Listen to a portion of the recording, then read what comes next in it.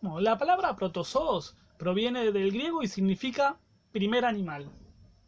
Los protozoos los vamos a clasificar en 4 grupos. Tenemos Mastigopora, que se caracterizan por presentar flagelos con los cuales pueden moverse. Luego tenemos a Sarcodina. Sarcodina tiene la característica que el movimiento está dado por la formación de movimientos ameboides. Realizan prolongaciones del citoplasma que le permiten movilizarse. Luego tenemos a los ciliata. En esta, la presencia de cilios se van a mover sincrónicamente produciendo movimientos. Y por último tenemos a esporozoa. Los esporozoas son inmóviles. La pregunta número 1 nos pide que expliquemos e ilustremos los tipos de reproducción de cada clase de protozoo. Entonces tomé para Mastigospora al Trypanosoma crucis, para Sarcodina a Entamoeba gingivalis, para Ciliata al Paramecium y para Esporozoa a Plasmodium. Ahora bien, en Trypanosoma crucis necesitamos 2 huéspedes, que van a ser el ser humano y Triatoma infectans. Triatoma infectans es conocido como la vinchuca. Ahora bien, vamos a empezar desde Triatoma, en el que vamos a tener lo vamos a tener en forma de tripomastigotes. Este puede pasar al hombre de 2 maneras diferentes: por una vía salivaria, es decir, por la picadura, o en una vía estercolaria, es decir, por la materia fecal. Una vez que ingresa el huésped, el tripomastigote se entra a las células aledañas a la lesión, que sería este gráfico de acá, y se transforma en amastigote. Este amastigote comienza a reproducirse por fisión binaria hasta que ocupan toda la célula. Cuando ocupa toda la célula, se transforma en tripomastigote y lisan la célula, que sería este estadio de acá. Una vez que el tripomastigote está libre, puede seguir 2 rutas. Puede volver a infectar a células vecinas que todavía no fueron lisadas, o puede ser succionado por un mosquito y por el triatoma, y puede volver hacia triatoma. En el intestino del insecto se transforma en epimastigote, que sería este de acá, que comienza a multiplicarse en el intestino. Una vez que hay gran concentración de epimastigote en el intestino, vuelve a transformarse en tripomastigotes. Este tripomastigotes puede tener 2 vías diferentes. Puede o migrar a la glándula salival para volver a hacer el ciclo salival, o puede ser eliminado por las heces. Ahora bien, de Sarcodina tenemos a Entamoeba gingivalis. Esta la podemos encontrar de 2 formas diferentes. Podemos encontrarla en forma de quistes o en forma de trofozoitos. De los quistes maduros eclosionan los trofozoitos. Estos trofozoitos se dividen dando lugar o a más trofozoitos o a un nuevo quiste. De Ciliata vamos a hablar del paramecio.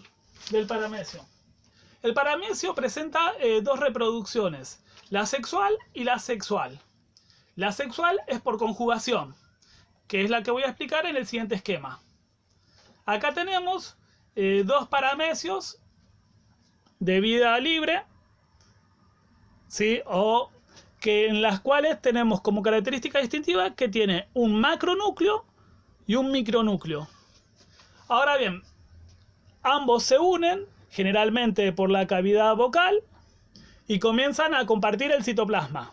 En el momento que comienzan a compartir el citoplasma, comienza a producirse la fase 1 de meiosis, es decir, que entran en meiosis 1.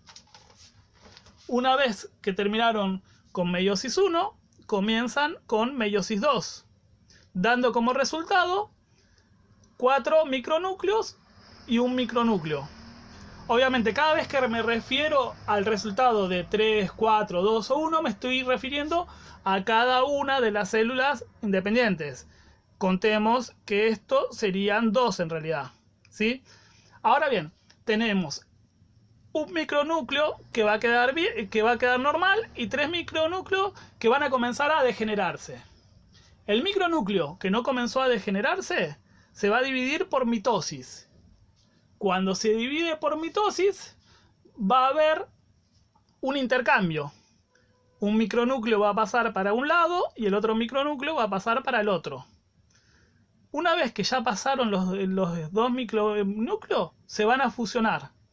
Es decir, que este nuevo micronúcleo va a tener contenido de ambas, ¿sí? Ahora bien, se divide nuevamente por mitosis y se separa, hay una separación del citoplasma, dando 2 células. Ahora bien, ¿qué es lo que sucede? Hay una nueva división de los micronúcleos, dando como resultado una célula que contiene un macronúcleo y 4 micronúcleos. Ahora bien, 2 de esos micronúcleos se van a fusionar transformándose en un macronúcleo. Por lo tanto, vamos a tener una célula con 2 macronúcleos y 2 micronúcleos. Va a haber una división citoplasmática dando 2 individuos nuevamente. Ahora bien, de la esporozoa vamos a ver a Plasmodium. ¿Sí? Plasmodium va a necesitar 2 huéspedes. Un huésped intermediario, que es el hombre, y el huésped definitivo va a ser los mosquitos del género Anopheles. Dentro del mosquito se van a desarrollar los cigotos, que se van a transformar en esporozoitos. Cuando el Anopheles pica, inyecta los esporozoitos en la persona, que viajan por circulación sanguínea hasta el hígado. En el hígado invaden a los hepatocitos, que sería esta de acá, y comienzan a dividirse por mitosis. Dentro del hepatocito se van a transformar en los llamados merozoitos. Estos merozoitos son los que se dividen formando lo que se conoce como un esquizonte. Cuando el esquizonte se hace muy grande, se rompe y es liberado a sangre. Cuando es liberado puede haber 2 cursos diferentes. Se va a dividir dentro del eritrocito, va a romper el eritrocito y va a volver al hígado, o se va a transformar en trofozoito, que va a dar lugar a la aparición de los gametocitos, tanto femeninos como masculinos. Cuando el mosquito vuelve a chupar sangre de esta persona, viajan del torrente sanguíneo al intestino del mosquito, ¿sí? Ahora bien, en el intestino del mosquito, el microgameto femenino y el microgameto masculino se van a transformar en gametos. Se van a unir, va a producirse la fecundación transformándose en cigoto, que en este caso se va a conocer como ooquiste. El ooquiste va a crecer y va a liberar nuevamente los esporozoitos, que van a reiniciar el ciclo. Ahora bien, la pregunta número 2 nos decía que algunos protozoos daban enfermedades, que las menciones y hagamos una breve descripción. Ahora bien, de Giardia lamblia es de un parásito del hombre que provoca lo que conocemos como giardiasis, que tiene como consecuencia que disminuye las microvellosidades intestinales. Esto produce un deterioro de la absorción de nutrientes. Puede provocar diarrea, meteorismo, dolor abdominal y anorexia.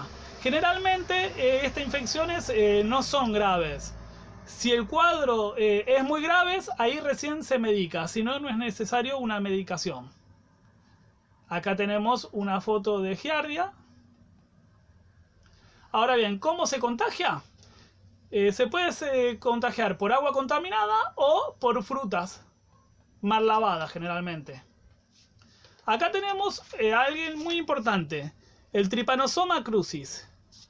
El Trypanosoma crucis da la enfermedad denominada mal de Chagas. El mal de Chagas es una enfermedad de por vida que no tiene cura. Tiene una fase aguda y una fase crónica. La fase aguda se da durante los primeros 2 meses, en la cual Trypanosoma está en grandes cantidades por el torrente circulatorio. Y en la fase crónica se enquistan en el músculo cardíaco y en el tracto digestivo. Con el tiempo nos va a empezar a causar arritmias e insuficiencias cardíacas. Entamoeba gingivalis generalmente no se lo considera como patógeno porque es un comensal común de la boca. Se encuentra en las encías, generalmente alrededor de los dientes, y se alimenta de la descamación. Se contagia a través de la saliva y si tenemos puede dar gingivitis, pero si mantenemos una salud oral continua, nunca hay problema de esto. Es decir, que la importancia de cepillarse los dientes todos los días. Ahora bien, Bacterium coli puede atacar a los cerdos, a los jabalíes, a las ratas, a las vacas y a los primates, incluyendo al hombre. Se transmite por materia fecal y produce lesiones e irritación de la mucosa intestinal, como podemos ver en esta foto. Ahora bien, de los anteriormente mencionados, va a afectar más que nada al cerdo. ¿Por qué? Porque el cerdo hociquea mucho la comida en lugares donde puede haber defecación tanto del cerdo mismo como de las ratas. Y Plasmodium, bueno, ya vimos bien cómo era el ciclo, va a causar una enfermedad conocida como paludismo o malaria. Como vimos, es contagiado por el mosquito del género Anopheles y es muy importante porque daña a las células hepáticas y a los hematíes. Es decir, una persona con paludismo va a tener problemas hepáticos y va a tener anemia. Ahora bien, la pregunta número 3 nos dice que expliquemos e ilustremos la de reproducción sexual de las diatomeas. ¿Sí? Las diatomeas, recordemos que están, bueno, quedó la transparencia media borrosa. Ahí está. Las diatomeas están formadas por 2 valvas o frústulas, una que es grande y otra que es más pequeña. Cuando hay una división mitóticas, estas se desencajan por empuje. Ahora bien, acá tenemos las 2 valvas, hay una mitosis que causa que se separen. Ahora bien, cada valva, la valva mayor y la valva menor, van a dar origen a unas nuevas diastomeas. Ahora bien, la valva más chica va a dar una diastomea mucho más chica, que se va a volver a dividir, hasta llegar a un momento que se va a llamar estado crítico. En este estado crítico va a producirse la reproducción sexual. Este gráfico creo que es muy bueno y muy didáctico. Ahora bien, la pregunta número 4 nos dice que expliquemos e ilustremos el ciclo de vida de las algas verdes. Bueno, este es un ciclo básico de algas verdes, en la cual se producen esporas, de las cuales van a germinar, se va a formar el gameto femenino y masculino, va a haber la fecundación, que va a formar un cigoto, y después va a haber una germinación del cigote. Pero realmente el ciclo de las algas verdes no es tan sencillo. En realidad lo tenemos dividido en 4 tipos diferentes. El primero se le llama hologamia, donde el alga fusiona como gameto y cuando se une con otra alga va a haber la unión, que es lo que expliqué recién. Eso generalmente se da en especies unicelulares. La segunda forma es la conjugación. Va a haber dos filamentos que se colocan en paralelo. Se va a formar un tubo de unión por donde pasa el contenido celular, incluyendo el núcleo también. Ambos núcleos se van a fusionar y van a formar la cigospora, dando origen a un nuevo filamento.